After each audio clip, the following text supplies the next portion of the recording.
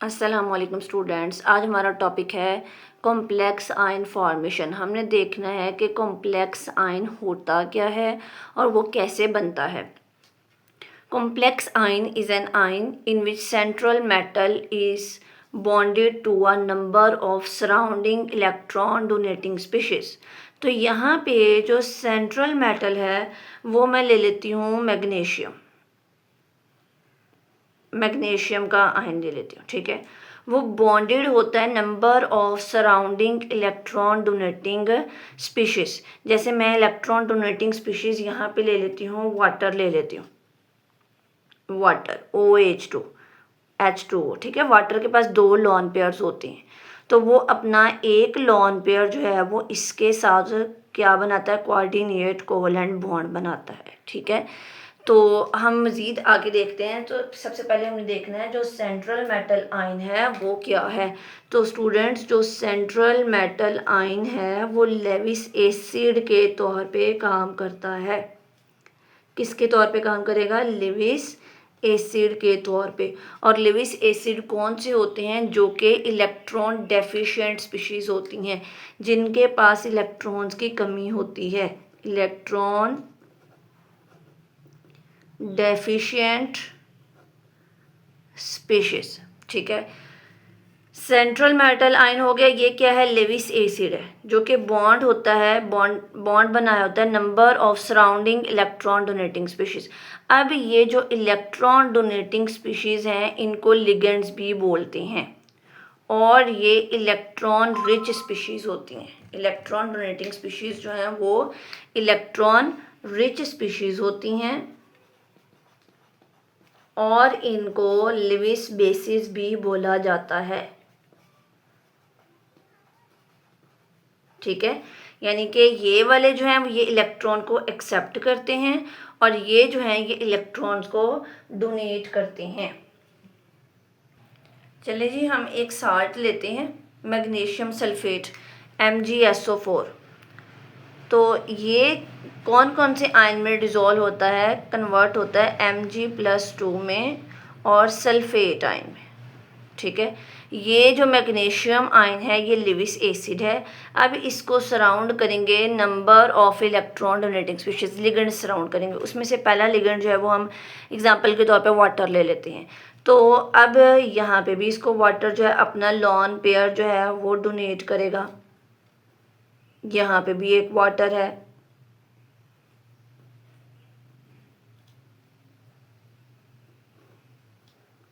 यहाँ पे भी OH2। ऑक्सीजन के पास होते 2 लॉन पेयर हैं, लेकिन ये सिर्फ एक डोनेट करता है, ठीक है। अब ये जो हमारे पास OH2 है, यानी कि ये जो वाटर है, ये क्या है? हमारे पास लिगेंड्स हैं। ये क्या हैं? लिगेंड्स हैं, जो कि इलेक्ट्रॉन रिच स्पीशीज़ हैं। लिविस बेसिस भी हम इनको बोल सकते हैं। और इसमें एक एग्जांपल तो हमने वाटर देख ली। अमोनिया, ये भी लिगेंड के तौर पे काम करता है। Cl- ये भी लिगेंड के तौर पे काम करता है। फिर OH- हाइड्रोक्साइड आयन, ये भी लिविस बेसिस के तौर पे काम करता है, ठीक है स्टूडेंट्स। तो ये हमारा एक कॉम्प्लेक्स आयन बन जाता है। अब ये Mg+2 आप यहाँ पे नहीं लिखेंगे, ये इस तरीके से हम एक ब्रैकेट लगाएंगे। इसको बोलते हैं कोऑर्डिनेशन सफ़ियर। ये जो चीज़ है इसको बोलते हैं कोऑर्डिनेशन सफ़ियर, और बाहर हम +2 चार्ज लगाएंगे, ठीक हो गया। अब कितने वाटर के मॉलिक्यूल्स ने सराउंड किया हुआ है इस सेंट्रल मेटल आयन को? 1 2 3 4 5 6। तो इसका कोऑर्डिनेशन नंबर होगा 6, कोऑर्डिनेशन नंबर 6। और लेकिन वैसे कोऑर्डिनेशन नंबर कौन कौन सा हो सकता है?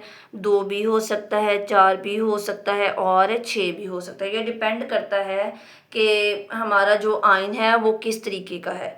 अब हम कोऑर्डिनेशन नंबर की डिफाइन देख लेते हैं। कोऑर्डिनेशन नंबर, तो इसकी डिफाइन होगी the number of coordinate bonds, the number of coordinate bonds formed between central metal ion and electron donors.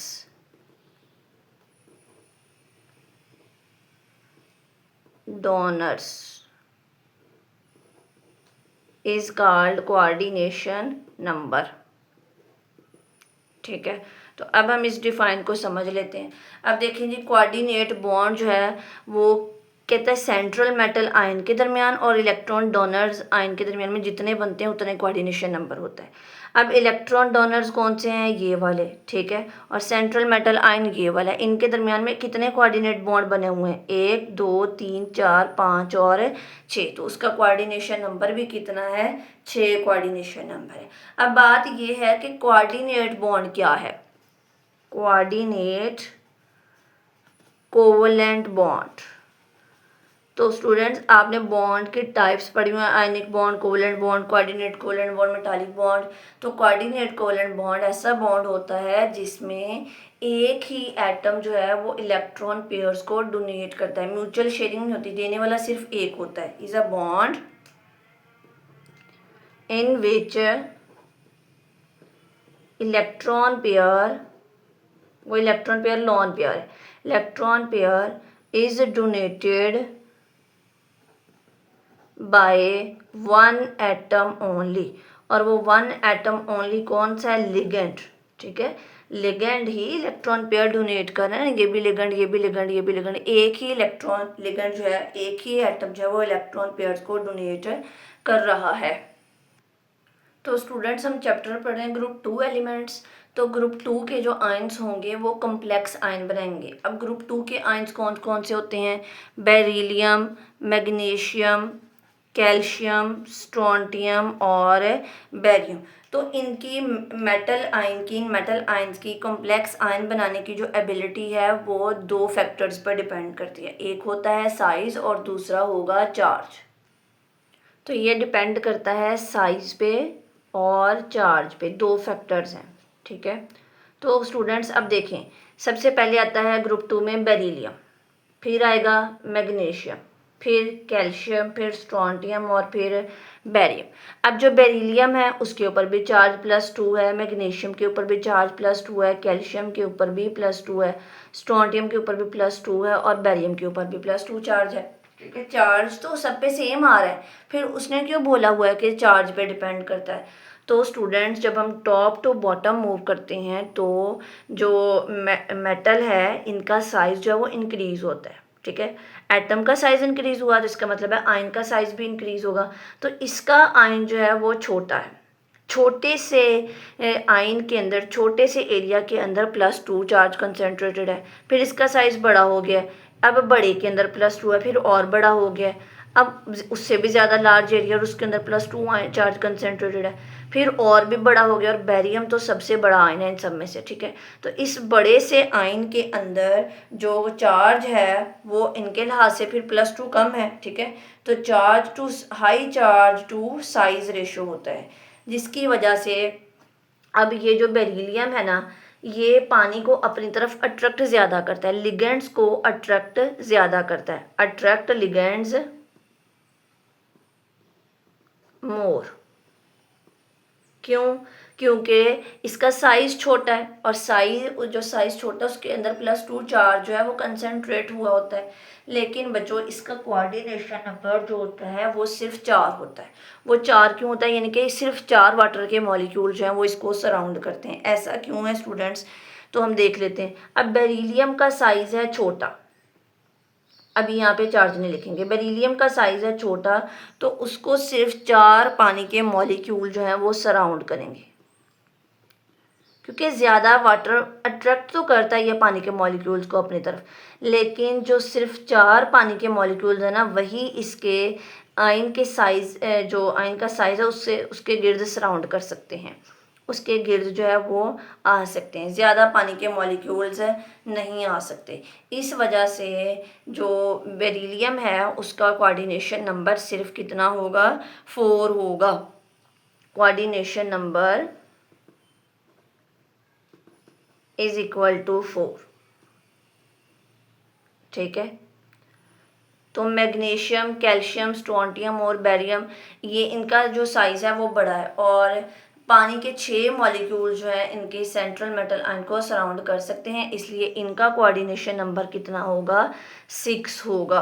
ठीक है, तो हमने अभी क्या देखा कि जो आयन का साइज़ छोटा है वो पानी को अट्रैक्ट तो ज़्यादा करता है। ठीक है, लेकिन उसके गिर्द जो है वो इतने पानी के मॉलिक्यूल नहीं आ सकते, जस्ट 4 आ सकते हैं, लेकिन जिनका साइज़ बड़ा है उनके गिर्द पानी के मॉलिक्यूल ज़्यादा आ सकते हैं। तो अब इसको कैसे हम लिखेंगे, बेरिलियम, ठीक है, और 4 वाटर के मॉलिक्यूल्स ने उसको सराउंड किया हुआ था, तो ये कोऑर्डिनेशन स्फीयर में आएंगे और ये बाहर हम इसका +2 चार्ज लिखेंगे।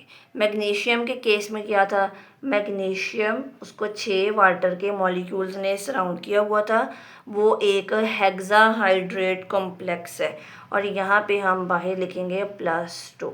ठीक है, अब हमने मैग्नीशियम सल्फेट की बात की थी पीछे कि मैग्नीशियम जो है वो उसको पानी के मॉलिक्यूल सराउंड कर लेते हैं, सल्फेट आयन ऐसे रहेगा, तो ये सल्फेट आयन है बाहर। ठीक है, कोऑर्डिनेशन स्फीयर के बाहर MgSO4 7H2 होता है, उसमें से 6 वाटर के मॉलिक्यूल को मैग्नीशियम आयन ने सराउंड कर लिया है और एक वाटर का मॉलिक्यूल जो है वो सल्फेट आयन के साथ रहेगा। ठीक है, और ये क्या है, एक हेक्साहाइड्रेट कॉम्प्लेक्स है। उसके बाद स्टूडेंट्स हमने कहा कि ग्रुप 2 एलिमेंट्स जो है वो कम्प्लेक्स आयन बनाते हैं, तो जो ट्रांजिशन एलिमेंट्स हैं, ट्रांजिशन मेटल्स हैं जो कि डी ब्लॉक एलिमेंट्स होते हैं, उनके पास भी एबिलिटी होती है कम्प्लेक्स आयन की फॉर्मेशन की। ठीक है, ट्रांजिशन मेटल्स आल्सो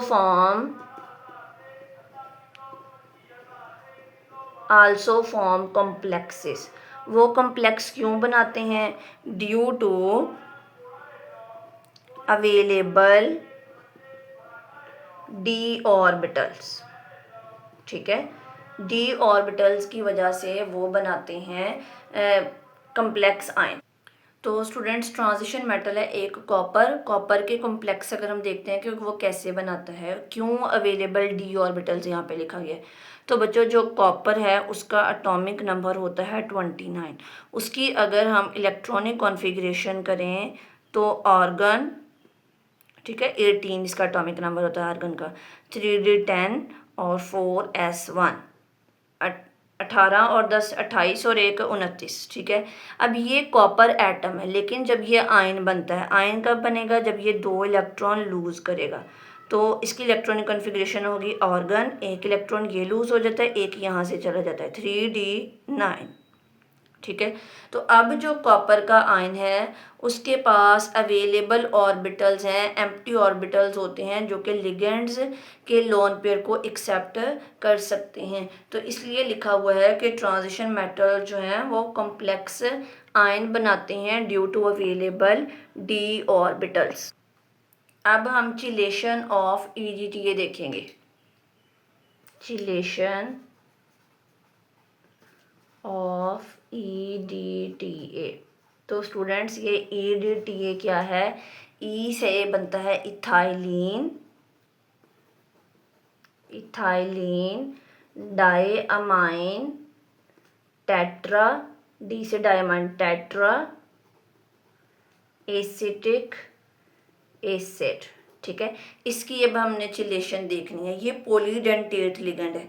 अब जैसे हमने वाटर देखा था, तो वाटर क्या था, मोनोडेंटेट लिगेंड था। मोनोडेंटेट लिगेंड क्या होता है, जिसमें जो लिगेंड है उसमें सिर्फ एक एटम जो है वो इलेक्ट्रॉन पेयर दे सकता है, जैसे यहाँ पे सिर्फ ऑक्सीजन है दिए, लेकिन यहाँ पे जो है वो हमारे पास एटम्स जो होते हैं वो ज़्यादा होते हैं जो कि इलेक्ट्रॉन पेयर को डोनेट कर सकते हों।